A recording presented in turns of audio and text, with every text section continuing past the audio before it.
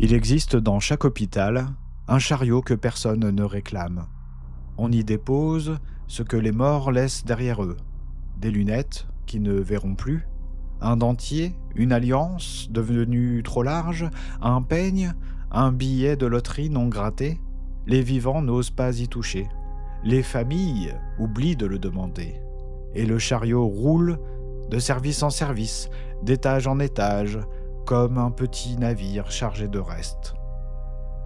Une aide-soignante, au bout d'une garde de 12 heures, le poussa cette nuit-là vers la réserve.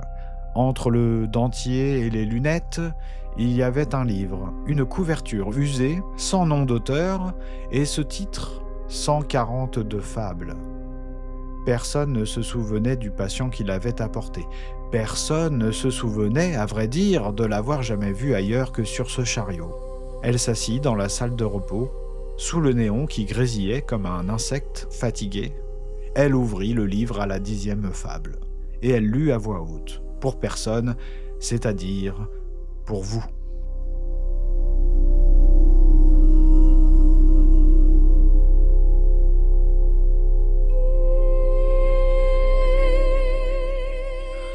Marthe mourut un mardi, à la fin d'une garde. Elle avait passé sa vie à veiller les autres, elle mourut sans que personne la veillât. 41 années de service, de piqûres, de toilettes et de nuit. Elle mourut debout, entre deux chambres, et son dernier geste fut de vérifier une perfusion qui n'était pas la sienne. Elle s'attendait à un tribunal. On lui avait promis, selon les versions, une balance, un pont plus fin qu'un cheveu, un grand livre où tout serait écrit. On lui avait promis un juge, elle trouva un guichet. Or, le guichet est au jugement ce que la noyade est à la mer, la même chose en plus lent.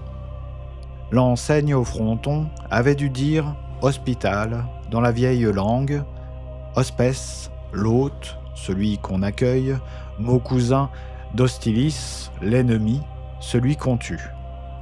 Les langues mortes savent des choses que les vivantes préfèrent taire. Mais le H s'était éteint voilà des siècles, et un S, quelque part au milieu, s'était allumé de lui-même, sans qu'aucun décret l'y autorisât. L'enseigne disait donc « hospital », et nul n'avait jugé utile de réparer. C'était tout bien pesé, plus exact. Le démon du guichet parlait le bas goétique des chancelleries, qui est au latin ce que la rouille est au fer. Il tamponna 3 fois, prononça « Judicata es incipit poena ». Puis, voyant qu'elle ne comprenait point, il traduisit avec la lassitude de qui répète la même phrase depuis 10 000 ans. « Vous avez été jugé, votre peine commence ». Et lui tendit un badge et une blouse, service 89, prenez l'ascenseur, il ne monte pas. L'ascenseur descendit longtemps, dans un bruit de poitrine malade, car il faut dire ce qu'était l'hospital. Qu'on imagine une cathédrale retournée, plantée la tête en bas dans la nuit, et dont les cryptes seraient les clochers. Des nefs de fonte s'y enfonçaient à perte d'ombre, portés par des piliers qui étaient des tuyaux et des tuyaux qui étaient des piliers. Quelque part au centre, nul ne savait où, tout le monde savait quand, une pompe énorme battait sans relâche, et ce pouls de fonte tenait lieu d'horloge, de cloche et de chœur. Des soufflets grands comme des orgues respiraient pour ceux qui n'y parvenaient plus. Des chaudières digéraient la fièvre des étages, des tubes de cuivre couraient le long des voûtes, emportant en sifflant des fioles de cris vers les archives où on les classait. La vapeur sentait l'éther et l'encens. À voir cette machine bâtie comme une église, on ne savait plus si l'on y priait ou si l'on y purgeait. Et c'était là toute la théologie du lieu, purger séant, était la seule prière. L'hospital comptait 142 services. le service des fièvres froides et celui des fièvres chaudes qui se renvoyaient leurs patients pour se réchauffer et se rafraîchir, celui des membres fantômes, réservé aux fantômes, ayant perdu un membre. La maternité, où rien ne naissait jamais, mais où l'on poussait quand même. La gériatrie des dieux oubliés, où de très vieilles divinités attendaient un croyant comme on attend une visite. Et les soins palliatifs, qui portaient bien mal leur nom, car on n'y palliait rien du tout. Et l'on n'y finissait point. On n'y soignait pas que des démons. L'hospital accueillait les damnés, les égarés, les âmes en peine, les esprits mal rangés, tout ce que les mondes produisent de cassé. Certains arrivaient dans des boîtes, des casse-têtes de cuivre et d'eau, luisants de chaînes, qu'il ne fallait surtout pas résoudre, et que l'administration exigeait naturellement d'ouvrir pour vérifier la carte d'assuré. Et l'on y parlait sans langue, dont aucune ne comprenait les autres. Les mandarins diagnostiquaient dans un latin d'école, mort et remords, damnatio chronica forma eruptiva, prognosis aeterna. Les archives répondaient en goétique de chancellerie. Formula, centum quadragintado, B, sigillum, deficiens, retro, ad limbum. Les machinistes des fosses juraient dans le démonique d'en bas. Langue de suie qui ne s'écrit pas et s'attrape comme une toux. Si bien qu'une ordonnance, rédigée en latin, traduite en goétique, criée en langue de suie dans les tuyaux acoustiques, arrivait aux étages méconnaissables. Et qu'on l'exécutait comme on l'avait comprise, c'est-à-dire bien mal. On s'étonnera qu'un tel lieu fonctionnât. C'est qu'il restait aux enfers une langue commune, une seule, que tous parlaient couramment, la douleur. Elle n'a pas de grammaire, et nul ne l'a jamais mal traduite. Au plus bas, mais tout ici était le plus bas, l'hospital ne montait pas. Il s'enfonçait. Les urgences affichaient sur un panneau lumineux le temps d'attente estimé, 689 ans. Le panneau était optimiste. Dans la salle, des agonisants patientaient en agonisant, ce qui est la manière la plus honnête de patienter. Et de temps en temps, une voix de cuivre appelait un numéro dont le titulaire avait cessé d'y croire depuis un siècle. Plus loin s'ouvrait une autre salle d'attente, pleine celle-là de spectres parfaitement sains, qui espéraient. Ils venaient chaque matin, s'asseyaient bien droit, toussaient un peu pour s'entraîner, dans l'espoir qu'on leur trouvât enfin quelque chose, car aux enfers comme ailleurs, tout bien portant est un damné qui s'ignore, et rien n'angoisse davantage une âme que d'être en règle. Au service 23, on pratiquait l'excision de la pierre de folie. L'opérateur, coiffé d'un entonnoir renversé, incisait les fronts avec componction et en tirait des pierres. Vous avez, disait-il à chaque patient, toutes sortes de pierres dont vous n'avez pas besoin. Il en trouvait toujours. Des pierres de folie, des pierres de doute, des pierres de mémoire, des pierres de chagrin. Les patients ressortaient plus légers et plus vides et revenaient le mois suivant car ils repoussent toujours des pierres à qui l'on a creusé la tête. Au service 108, officiait le docteur Pangmi, spécialiste des médecines immémoriales, qui parlait un démonique à lui, dont aucun dictionnaire des enfers n'avait voulu. Energia stagnat, chalor fucit, pes applicandus, déclamait-il. Et il traduisait lui-même, car nul autre n'eût pu. L'énergie stagne, la chaleur fuit, le pied s'impose. Le traitement variait peu. De grands coups de pied thérapeutiques, administrés le long des méridiens, ou au jugé quand les méridiens se défilaient. L'énergie finissait toujours par circuler. Les patients couraient. Le docteur Pangmi affichait un taux de satisfaction remarquable car son questionnaire ne comportait qu'une case, et c'est lui qui tenait le stylo.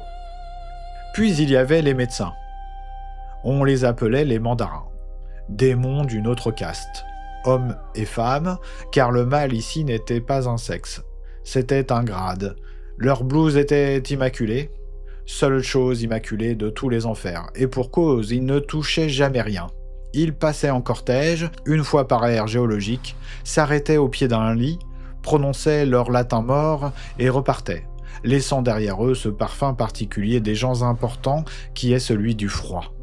Une fois par semaine, on roulait au centre d'un grand amphithéâtre le lit d'une possédée en crise. Les mandarins s'installaient en gradin, prenaient des notes et du plaisir dans cet ordre, officiellement. La possédée se tordait, l'amphithéâtre applaudissait la qualité du cas, et nul ne demandait jamais ce qui la possédait, car la réponse était assise dans les gradins.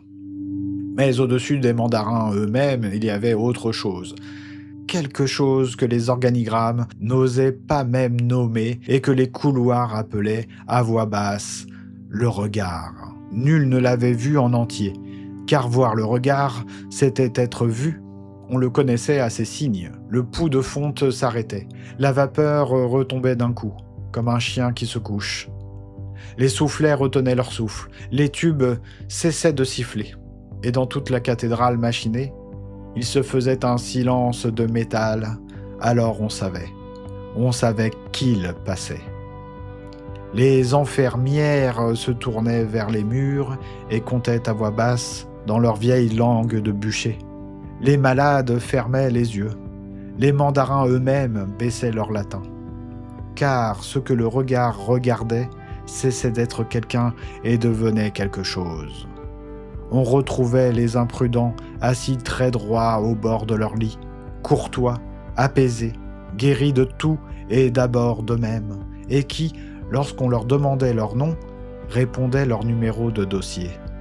Marthe ne le vit jamais. Elle apprit les signes, les murs, les comptines de bûcher. Elle baissa les yeux 400 ans durant. Et ce fut là, de toute son éternité, le seul travail qu'elle s'accorda pour elle-même. Très haut, au-dessus de tout cela, ou très bas en dessous, les organigrammes des enfers se lisent dans les deux sens, et régnait le président, un démon souriant, en costume, qui venait une fois l'an, inaugurer. Il annonçait l'ouverture de 142 000 lits, on l'applaudissait, il en fermait ensuite 142 000 et un, ce qui, comptablement, s'appelait un effort. Quand les mandarins venaient à manquer, ils descendaient en recruter dans des strates plus profondes, où la main-d'œuvre était moins chère et les diplômes plus souples. Il appelait cela l'attractivité du territoire. Et au milieu de tout cela, enfin, il y avait elles. On les appelait les enfermières. Le mot avait fondu, comme l'enseigne, et disait mieux la chose. Elles étaient de l'enfer, elles y étaient enfermées, elles fermaient les plaies. C'étaient d'anciennes guérisseuses, des sages-femmes, des sorcières, brûlées en place publique par des hommes en robe que la médecine avait ensuite canonisés. On les avait brûlées pour avoir soigné sans permission. On les condamnait à soigner avec permission. Le bûcher avait simplement obtenu son diplôme. Elles étaient les seules, dans tout l'hospital, à essayer véritablement d'extirper le mal. Non pas au sens des mandarins, qui l'inventoriaient, au sens propre. Chacune portait en bandoulière sur sa blouse un fusil à pompe des enfers, au canon gravé de prières désaffectées, chargé de gros sel, d'eau bénite lourde et de silence.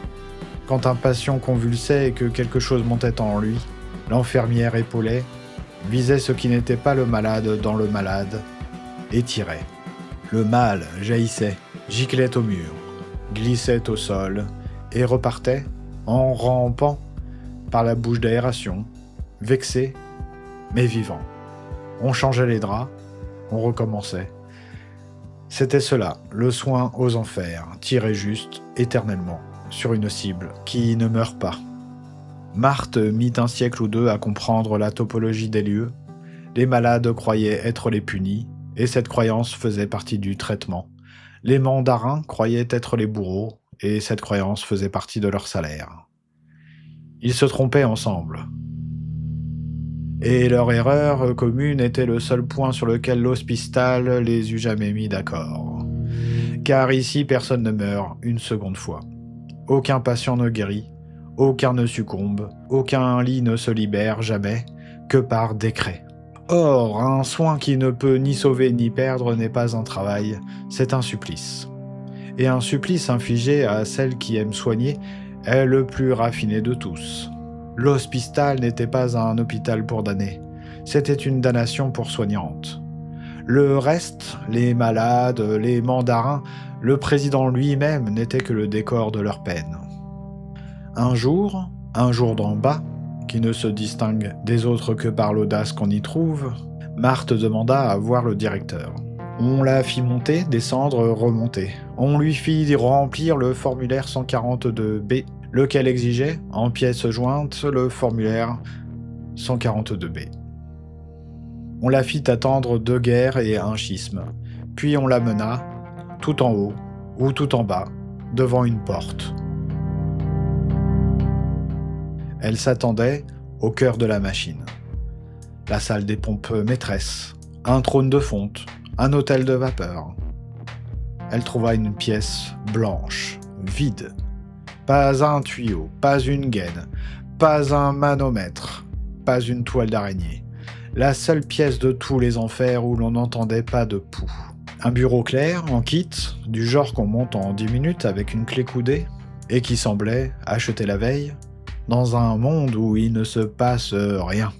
Après des lieues de cathédrale machinée, ce dénuement avait quelque chose d'insolent, comme un haussement d'épaule, et au mur, un miroir. Dans le miroir, il n'y avait pas son reflet, il y avait le couloir. Le couloir, les lits, le néon, le chariot. Marthe comprit alors que personne ne dirigeait l'hospital. Le système se soignait lui-même, s'administrait lui-même, se visitait lui-même en cortège. Il n'avait pas plus de directeur qu'une fièvre n'a de capitaine. Le monstre était baroque, mais le pouvoir était nu. C'est même à cela qu'on le reconnaît. Elle redescendit. À l'office, les autres l'attendaient, autour d'un café qui ne refroidissait jamais, ce qui, aux enfers, est une nuance de supplice. Aucune ne lui demanda ce qu'elle avait vu. Toutes le savaient. Mais la plus vieille d'entre elles brûlait en 1483 pour avoir sauvé 3 accouchés de trop, nettoyait son fusil en souriant. « Nous, dit-elle seulement, nous nous souvenons. » Et Marthe comprit que dans un lieu où rien ne meurt, la mémoire est sans doute la seule chose qui reste inflammable. Depuis, quand vous passez la nuit dans un hôpital et que vous entendez, au fond du couloir, un pas régulier et le cliquetis d'un chariot, ne sonnez pas. C'est une infirmière qui fait sa ronde, d'un service à l'autre, d'un monde à l'autre. Car les gardes là-bas ne finissent pas. Et il faut bien que quelqu'un veille.